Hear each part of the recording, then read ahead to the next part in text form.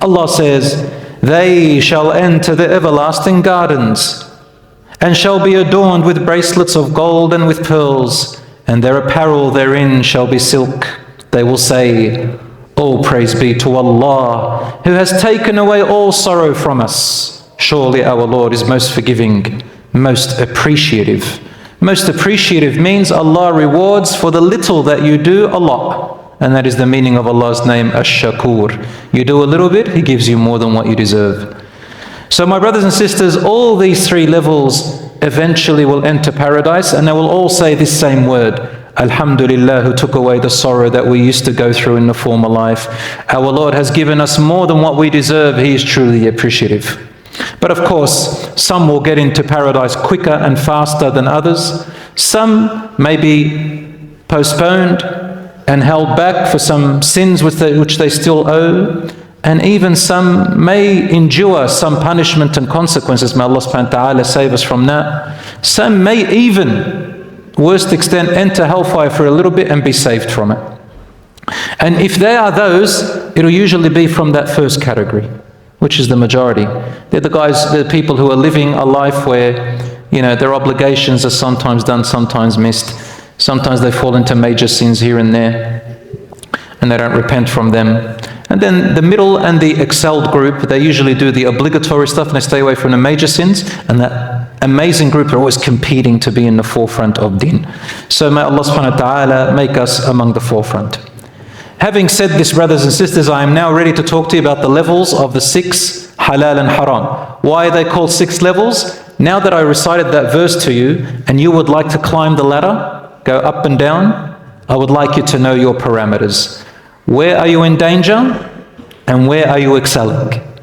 This is your opportunity to learn this fundamental and assess yourself and see which ones you're excelling in, which ones you're in the middle, which ones you're kind of on the border, and see where you sit, insha'Allah ta'ala. Good? Let's begin. So, the legal categories of halal and haram. These legal categories, as I said once again, they are 4 halal and 2 haram. Fard, Mustahabb, Mubah, Makruh. They're all halal. And then the haram, Saghair and Kaba'ir, minor sins and major sins.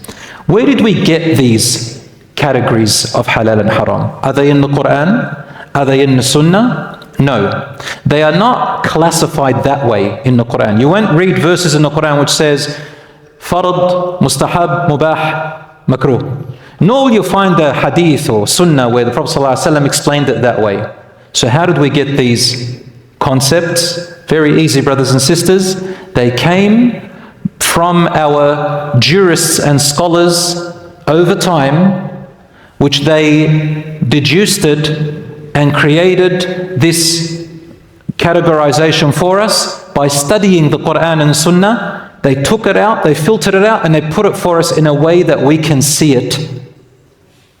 Right? The same way the scholars can see it. Because some people, they read the Quran, but they're not able to categorize things. You just read through and you don't know sometimes what you're really reading. Sometimes you read the hadith, but you don't know how to categorize things. What do we call it? Network them together. You don't know how to put it all together. So the scholars put it all together for us. And the way they did it in something which is called inductive reasoning. Have you ever heard of inductive reasoning? For those of you who do research, academically, it's called inductive reasoning. It's a big task that happens over years and years.